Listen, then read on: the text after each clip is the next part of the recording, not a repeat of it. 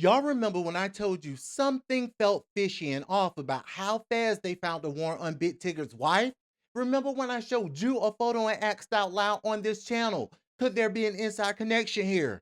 Well, Alicia Brown just filed a federal lawsuit against the Fulton County Sheriff, and one of her actual legal claims is that her husband got preferential treatment because he's close friends with the sheriff himself. Now, I'm not saying I have a crystal ball here, but let's just say I want you to see it for yourselves. Let's get into it after the intro.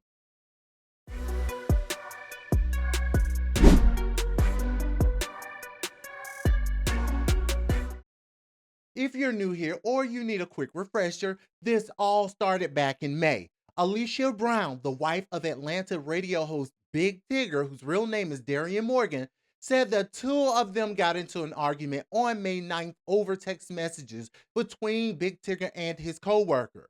She says he pushed her headfirst into a door. She got a small bruise on her lip, and allegedly their 13-year-old son was in the home at the time. Sandy Springs Police Department arrested Morgan on charges of aggravated battery and cruelty to children. He's denied those allegations, and that case is still pending. Then, just weeks later, it was Alicia's turn to be arrested. She was pulled over in a high risk felony traffic stop on I 85 near the South Carolina line with her two children in the car. The warrant said she was wanted on kidnapping related charges out of Fulton County, plus a separate warrant from Baltimore County, Maryland, connected to a missing child report from 2019. That's the setup. Now, here's what's new. This week, the lawsuit dated August 14th, Alicia Brown filed a federal civil rights lawsuit, not against Hart County, where she was actually arrested, against Fulton County Sheriff Patrick Labat and his office directly. She filed it herself without a lawyer listed. She's seeking damages and a jury trial, and she says the arrest violated her constitutional rights and left her dealing with emotional distress, damage to her reputation, financial losses, and separation from her children. Her central argument, straight from the complaint, is this.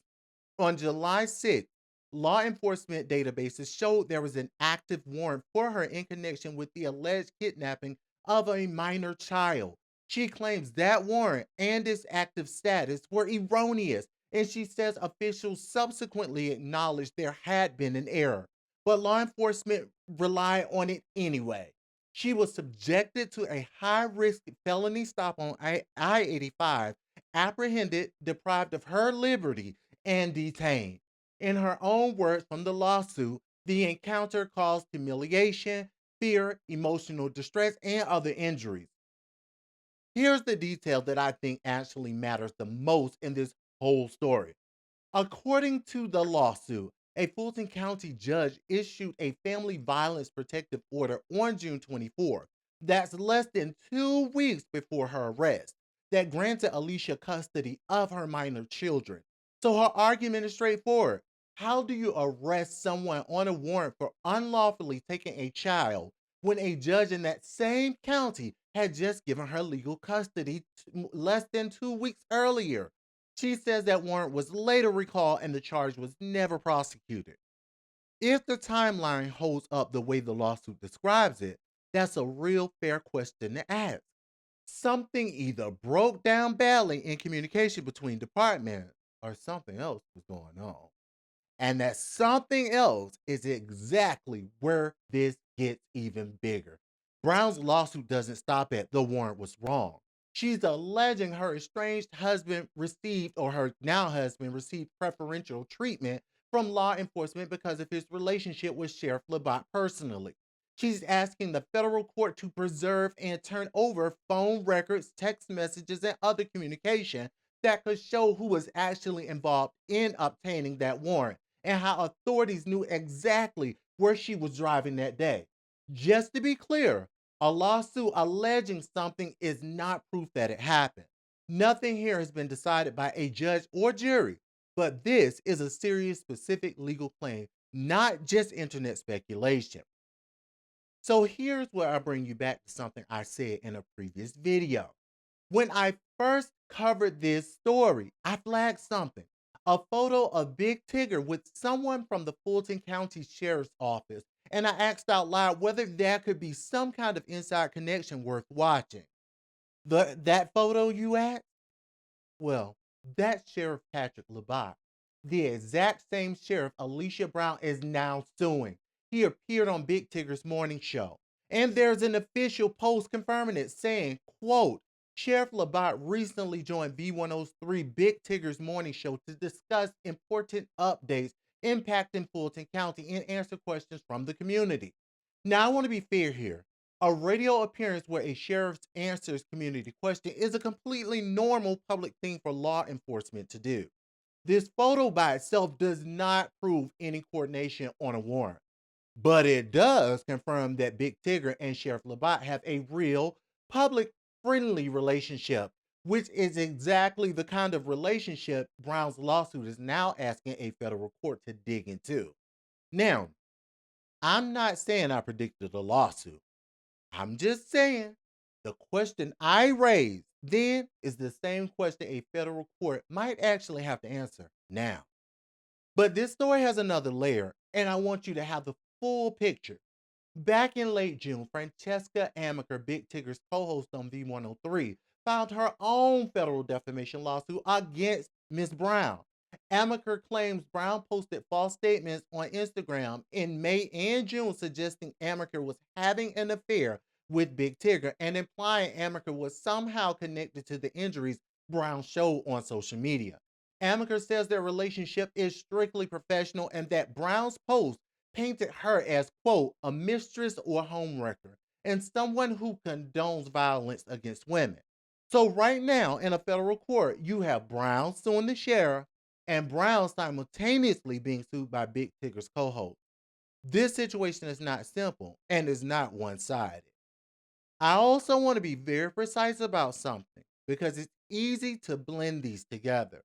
The Maryland kidnapping warrant connected to a 2019 missing child report involving Brown's own daughter is a completely separate legal matter from this new Fulton County lawsuit.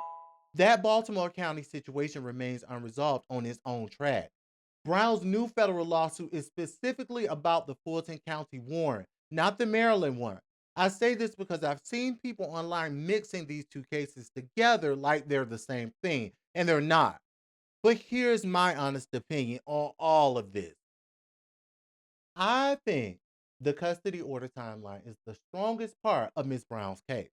Now, on paper, if a judge really did grant her custody less than 2 weeks before she was arrested on a warrant for taking her own kids, that's a legitimate thing for a court to examine closely. The preferential treatment claim is a much bigger swing. And right now, it's just an allegation, be clear. That photo doesn't prove coordination, but it does confirm the relationship exists, which means this isn't coming out of nowhere. I raised that question before there was even a lawsuit attached to it. How, where the authorities just now, all of a sudden, coming after this lady when that warrant in Baltimore County was already active? Tell me. She's married to a public figure on red carpets all over. Come on now.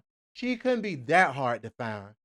But now there's an actual federal claim asking the court to look into the situation as well as the relationship between Big Tigger and Sheriff Labat. I'm just saying. And again, all of this is what? Allegedly, allegedly, allegedly. But at the same time, I want to be fair to everyone in this story. Big Tigger has his own pending criminal case where he denies the allegations against him. And he's now also connected to a defamation lawsuit filed by his own co-host against his wife. Nobody in this situation is walking away clean, and none of it has been decided yet. This is now 3 separate legal threads running at the same time.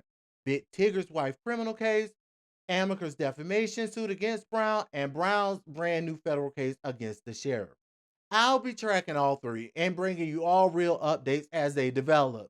Make sure you go back and watch my past videos so you can see all evidence I provided in all of those cases. And again, allegedly, allegedly, allegedly. Before you go, If you made it this far and you are already a part of the royal community, hit that subscribe button. Like this video if I gave you something to think about today. Share it with somebody, anybody who needs to see it, and drop your thoughts in the comments. I read every single one. Do you think the photo means anything or is it nothing? Let me know what you think below. Also, if you would like to support this channel to see it grow, check out my links in the description to my ebook, as well as if you want to earn some extra money while supporting this channel, my personal link to pay for your say is there as well. I do have to let you know that I earn a commission when you join that program because I am an affiliate. But again, the links are all contained in the link tree in the bio as well as the description below. All right, guys, this has been a lot, but I'm glad I was able to get it to you guys. I'll see you guys and I'll keep you updated in the next video or the next live, which I plan to be doing soon. Let me know what you guys are interested in talking about and what time would be good for you to talk about it, because I'm definitely wanting to start providing you more laid back and just chill stories live. But anyway, let me know what you guys think. Until next time, y'all know what to do. Stay Crown Royals, and I'll see you in the next one. Bye.